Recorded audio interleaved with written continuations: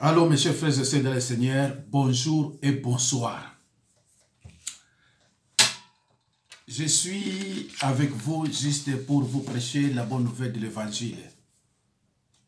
Et cette bonne nouvelle de l'Évangile est intitulée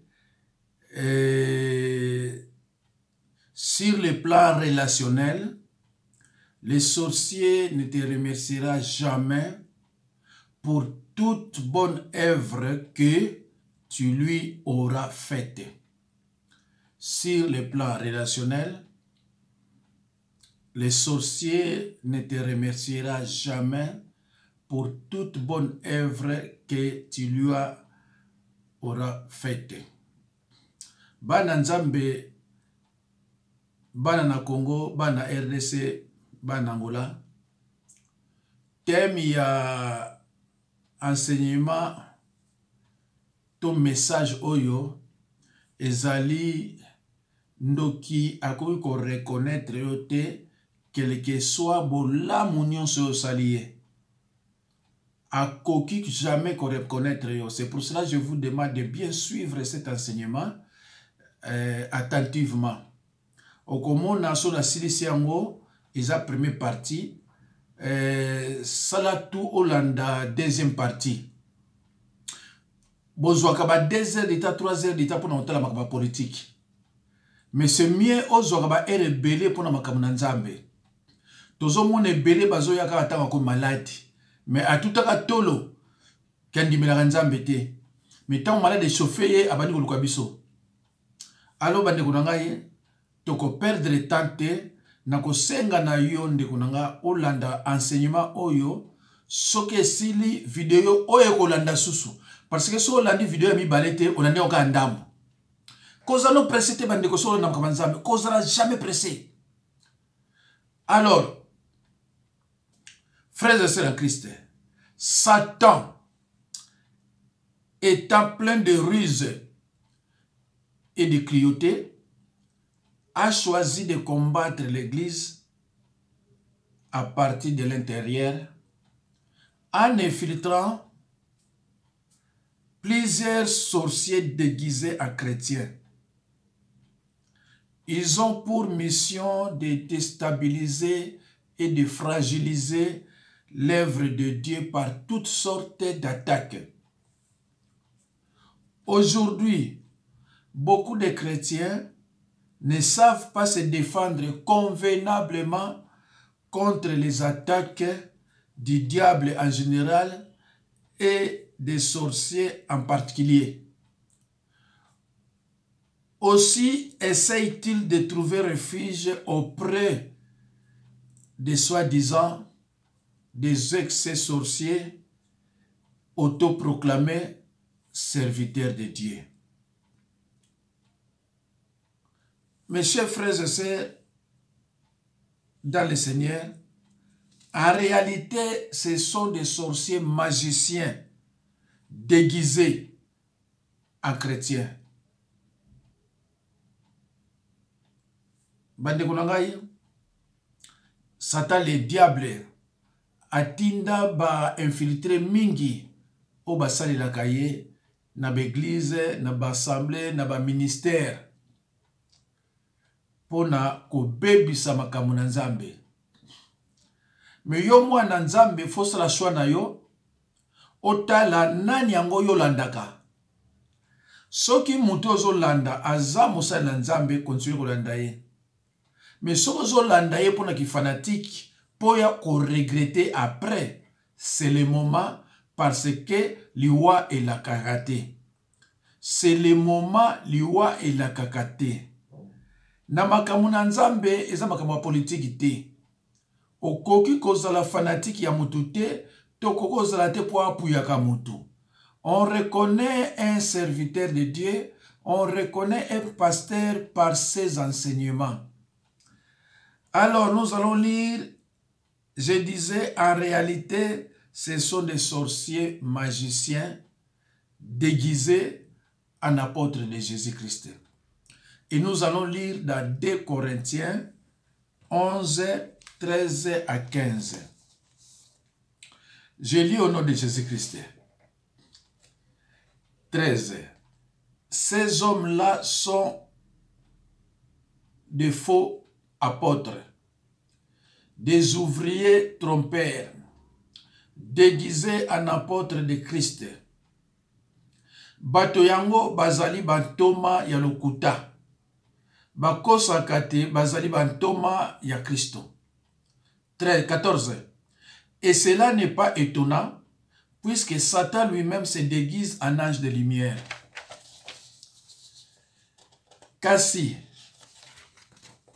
ezali likambo ya kokamwa te. Satan yemoko pe akosaka te azali angelu oyo ya Nzambe. 15. Il n'est donc pas étrange que ces ministres aussi se déguisent en ministres de justice. Leur fin sera selon leurs œuvres.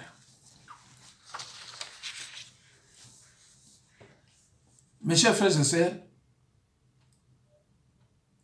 bongo soki basali na ye, bazali kokosa te, bazali basali ya bosembo, ezali likambo ya kokamwa te, kasi na suka bakozwa oyo ekoki na misala na bango.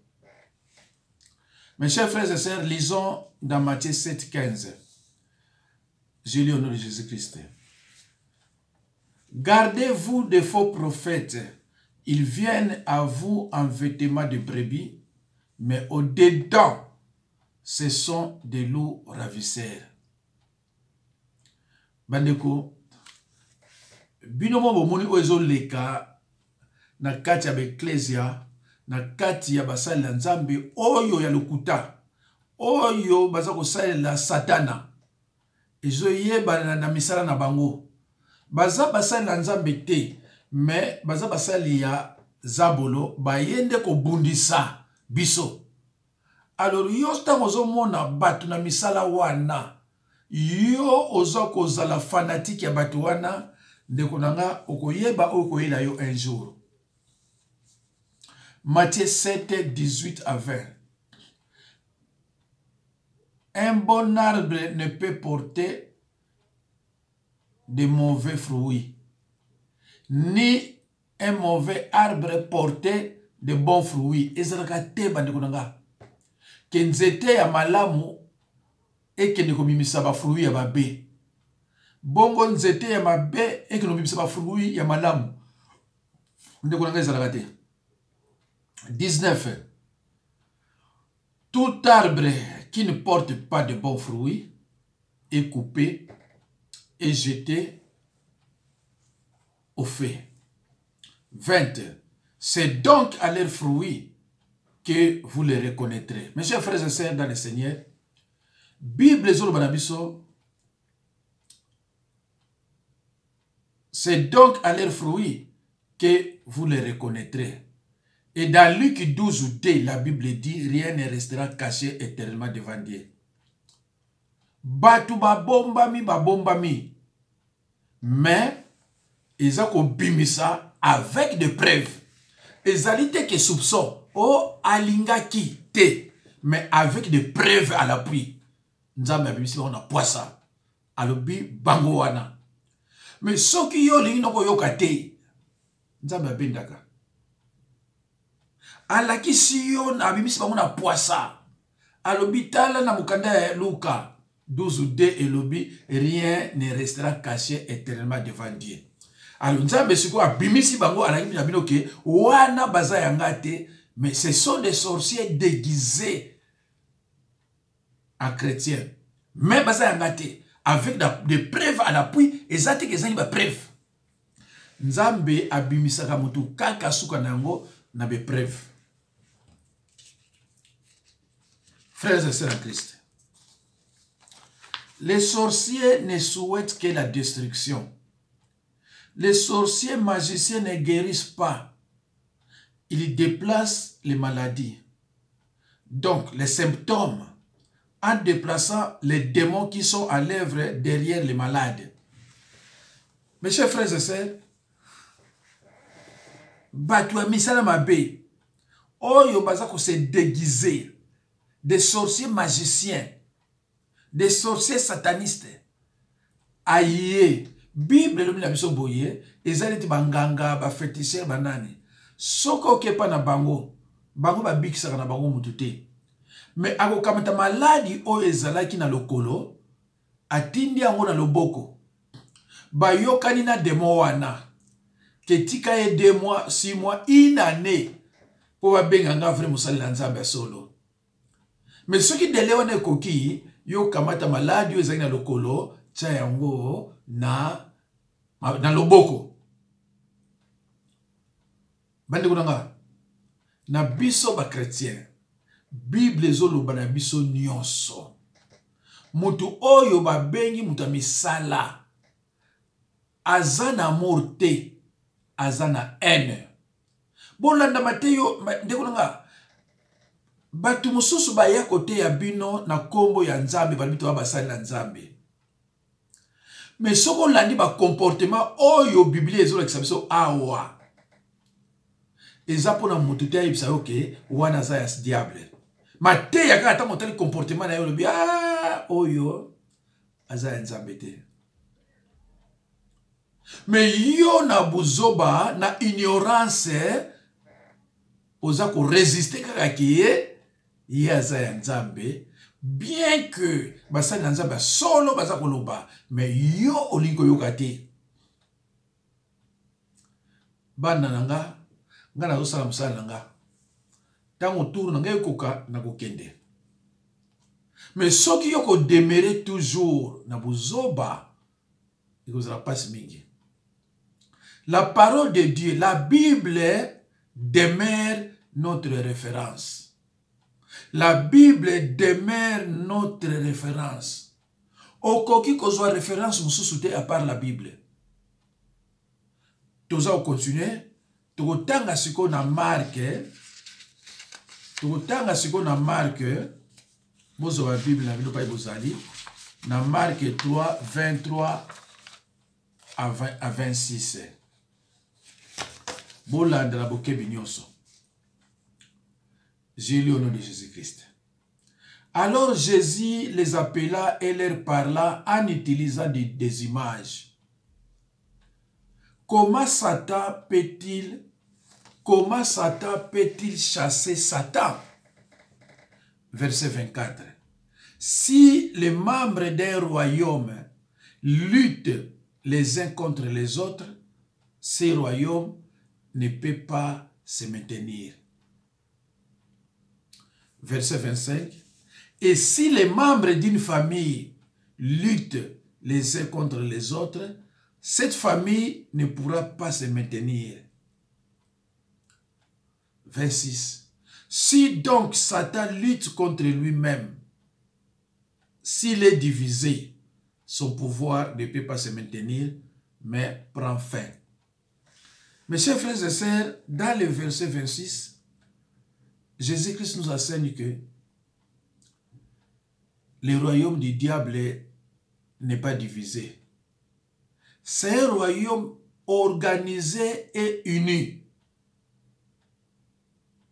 Organisé et uni. Si les membres du royaume luttent les uns contre les autres, ce royaume ne peut pas se maintenir. Et si les membres d'une famille luttent les uns contre les autres, cette famille ne pourra pas se maintenir. Prenons l'exemple de la RDC. La RDC, les gens luttent contre eux-mêmes. Nous sommes divisés. Alors notre maison, la RDC, ne peut pas se maintenir, ne peut pas remporter une victoire parce que nous sommes largement divisés. Mes chers frères et sœurs, si une maison est confrontée à des luttes internes, cette maison ou cette famille ne peut se maintenir. C'est pour ça que bande kobomonaka na kati ya libala, na kati ya famille, Satan fois ça la tundo kiazala. Na kati ya ministère, na ba kati ya église, surtout na ba église. Pas Satan bois qui est belé. Pourtant, nous avons la prière à solo, nous avons la prière à retour. Nous n'avons pas à lutter contre la chair et le sang. Notre combat n'est pas contre les hommes et les individus, contre les esprits méchants invisibles. Baye na église, pour nous sembler, mais pour nous combattre, déstabiliser et fragiliser l'œuvre de Dieu. Alors, ceux qui na famille na bino besoin d'un document ko, ceux qui vont commis na ngomi, no commis na bangomi balé, donc cette famille là est pourrie. Et moi je me demande, batata moso aboti bana 5, azu bana 5 millions so pesi kindoki. C'est pas une famille. Tango ba ndoko bota, tango apara ba kozala susute, scandale kozala. Alors mes chers frères et sœurs dans le Seigneur, qu'est-ce que la sorcellerie? C'est l'art de nuire à l'être humain par une puissance satanique. La sorcellerie, c'est l'art de nuire à l'être humain. La sorcellerie, c'est l'art de nuire à l'être humain par une puissance satanique.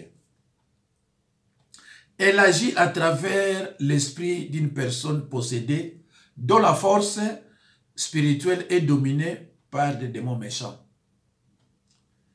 La sorcellerie, c'est l'art de nuire à l'être humain par une puissance occulte, une puissance satanique.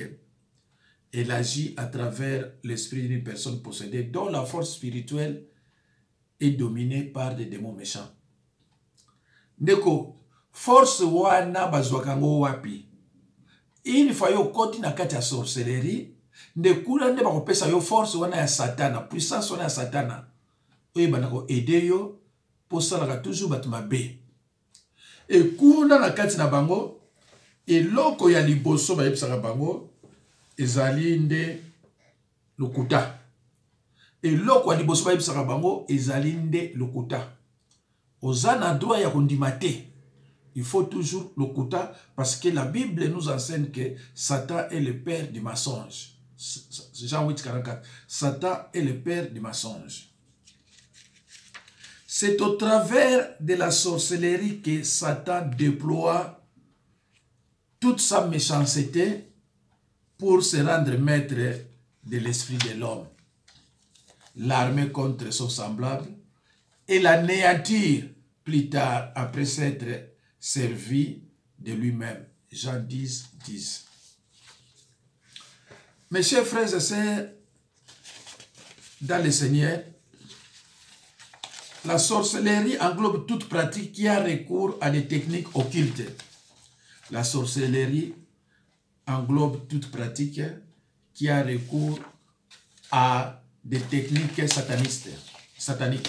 Déco, charlatan, sorcier, sataniste, marabout. Comment vous appelez? Bango nyonso wana babengaka yango la sorcellerie. Ezala sataniste, ezala sorcier, ezala magicien, ezala féticheur, ezala marabout. Bango nyonso babengaka yango pratique ya sorcellerie. Voilà, foye bagango suizanini. Alors, le monde de la sorcellerie est semblable à la mafia. Pas de pitié. De konanga. Monde où ya mafia wana ezala pitié te. Et c'est comme ça aussi la sorcellerie. La sorcellerie ezala pitié te. Ndeko okoki ko lela ndenge nini. Sorcier akoyoki lo mawate. Mais biso toko banga yete.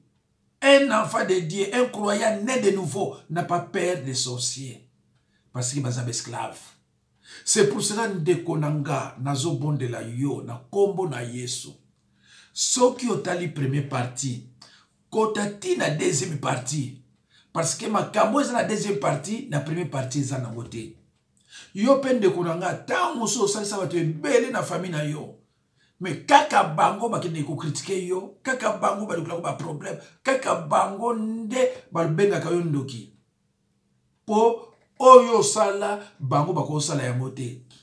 Ndenge yo eda bango, ndenge obengisa bango na poto bango bakoka kosala yango te. Donc ndeko na ngai landa mateya oyo ne bandeleti soka. Tango mosusu ndeko yo pozala ka oyo. Mais Nzambe ayebi bolamu oyo lakisaki na kombo na ye, même s'il y a l'ingratitude. Donc ya koko reconnaître yo ata mukete ayebi ke yo bengisa na poto parce que envoutaki yo yango na yo bengisa na poto. Ayebi ke yo salaki bolamu oyo parce que ye envoutaki yo.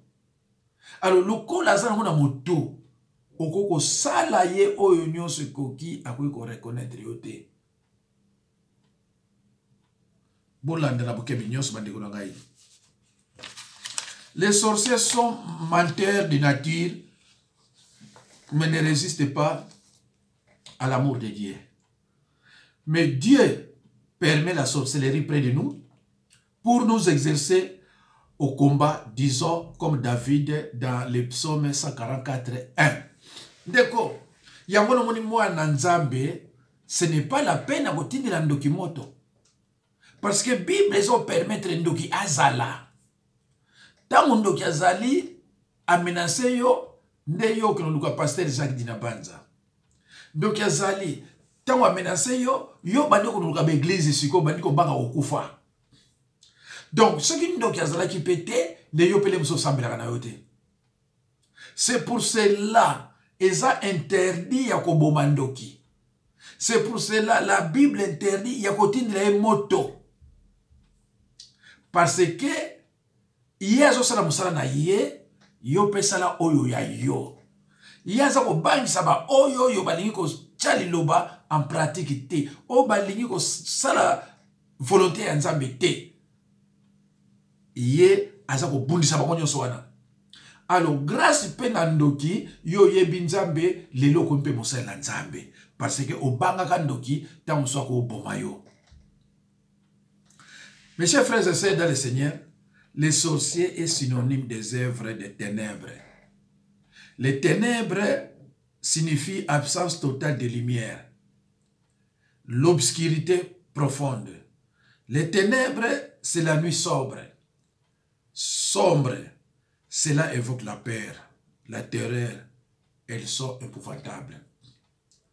La sorcellerie est une force très dangereuse que Satan déploie pour détruire les enfants de Dieu, ceux qui sont destinés à réussir et à l'élévation dans n'importe quel domaine de la vie. Parmi les esprits qui attaquent farouchement les enfants de Dieu, il y a l'esprit de la sorcellerie. Il travaille généralement au sein d'un groupe, ce qui rend les contacts plus rudes. Ce n'est pas un seul sorcier qui t'attaque, mais c'est tout un groupe, parfois 500 ou 1000 sorciers. Ndeko nangai, pourquoi bitumba na yo silaka te? Pourquoi bitumba na yo makasi? C'est parce que ndoki azo bundisa yo aza mokote, aza 500, le muso 1000. Na kendaka na église kimbangiste ya Kingasa na Pascal, et pas ya tata moko ya pasteur alungula bana kindoki. Bana ngotango bayina ba mama na ba pesa ba kindoki. Bayina mwana moko mama moko azaki na lali bani ba bomaye. Tango batuni bango banani bani ba bomaye babite to banai kozela 600 personnes oyo bauta ki France. Bakiti na avion na prince ya Pascal wana bazo ya siko kote. Donc 600 wana bayaki kala pona mwana oyo pona mama oyo babi bango nyonso ba mindele babi oui ça ko compter ba noir. Mais moi, na wana moi c'est quoi sambelaka, baï ko attaquer plus de 500 ndoki. Mais tant que ça Nzambe abondelaki, ba ko yete.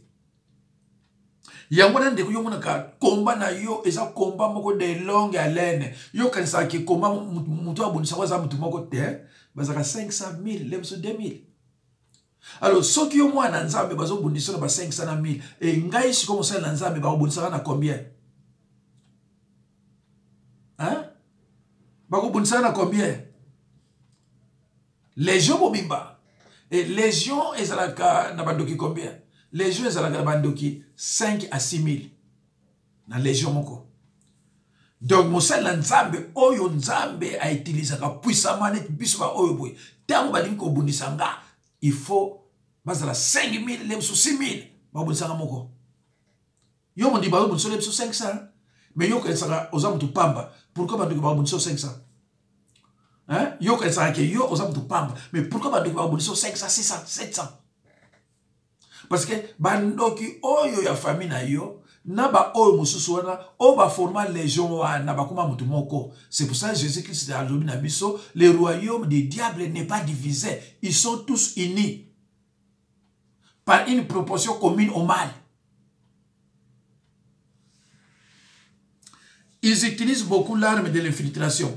C'est-à-dire que les sorciers, pour atteindre efficacement sa cible, doivent s'approcher de celle-ci. Ainsi, ils s'infiltrent dans le foyer par l'intermédiaire des visiteurs, des membres de la famille, des membres de votre association,